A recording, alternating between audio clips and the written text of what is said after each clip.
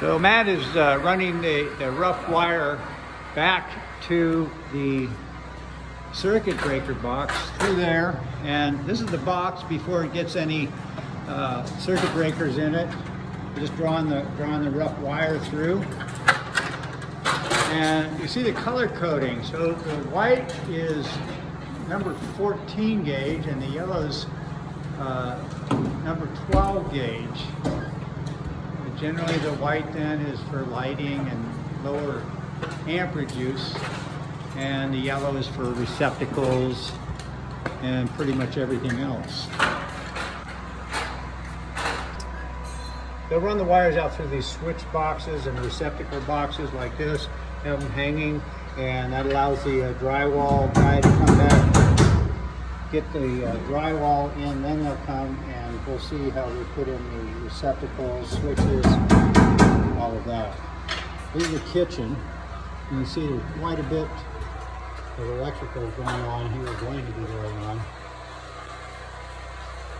And here's some more work coming. You've got hot and cold water, two hot waters. One is for the dishwasher, I would assume, and one cold water, and then the drain pipe. Notice how, because of the window, the vent has to run up below the window, through there, and then up through the roof. Again, that vent pipe prevents vacuum in the drain so that the water will drain. So here is the electrical panel. You can see here, and all of the wires running into this box distributed throughout the house. And we've gone over this before. There are a few more there that weren't there previously. And one of those items, and this is in the garage, is a receptacle here that is specifically for charging an electric vehicle. You know, with so many more electric cars now, this is actually a code item that there be a receptacle for charging your electric vehicle. The two gray pipes are the ones that run underground out to the road to supply power.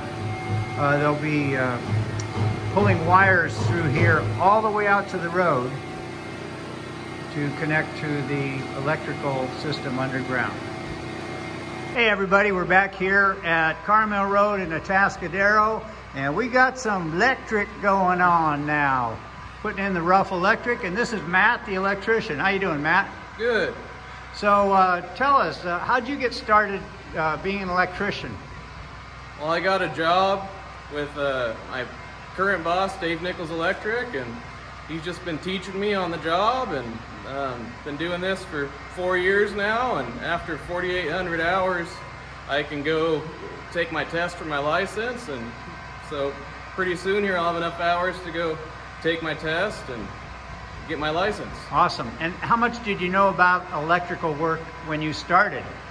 Well, when I started, I'd had about 2 years under a general contractor, and so we'd done some plumbing, some electrical, framing, and that helped me get to know the trades a little better and helped me understand how to get wire places and what's acceptable and what's not. So. And what made you choose being an electrician over a plumber or HVAC or cement? Well, being an electrician seemed like it'd be a little easier on my body than doing carpentry, but we do some long wire pulls and the wire's pretty heavy and you're yanking on that rope to get it in, so crawling in attics is a little rough, but I enjoy it, and one of the reasons I did it is I figured electricity's not going anywhere. If anything, more and more things need electricity now, so I figured it'd be a nice stable job, something that's not going to go overseas, and it's got to be here. You got to have people here at the job to do it. So cool, very cool. Well, I'll let you get back to work, and we're going to go check out some of your handiwork. Thank you. Nice talking to you. Hey, so this is Jonathan. Say hi, Jonathan. Hey. So, believe it or not, Jonathan is 16. He's out here learning how to be an electrician. Mm-hmm. How'd you swing this?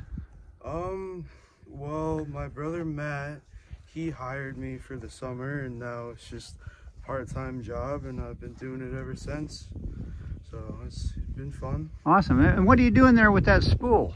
Oh, this is mule tape. We take this and we put it through the conduit, and then this is our wire, and we tie our wire onto the mule tape, and then we pull the mule tape from one side, and then someone else is pushing the wire through, and that's how we get it through the conduit. So just to get all of that incoming power wires all the way from the street into that box, and then from here up into the garage where the circuit breaker panel is. Mm-hmm.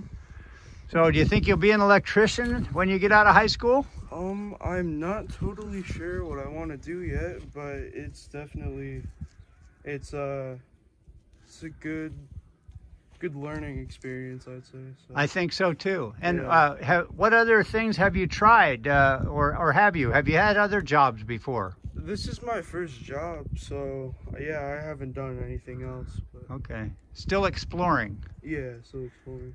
Great. Well, Jonathan, I appreciate you taking the time. I don't want to waste your time while you're working, but thank you much, and enjoy your day. It's a beautiful day. Yeah, you too. Bye. How's it going today? Good. I noticed you're putting some plates on the studs. What's that all about? We're putting these safety plates, or some people call them nail plates, on the studs, and this is to protect our wires from either the drywaller's screws, or cabinet installers like to use 3-inch screws to install their cabinets. And so if our wires aren't far enough back, we run the risk of them running a screw or a nail through our wire, and so we put these plates in the way. Gotcha. They'll hit the plate instead of going straight into our wire. I see they have them on the behind the water pipes as well, huh? Yep. All right. Thanks, Matt.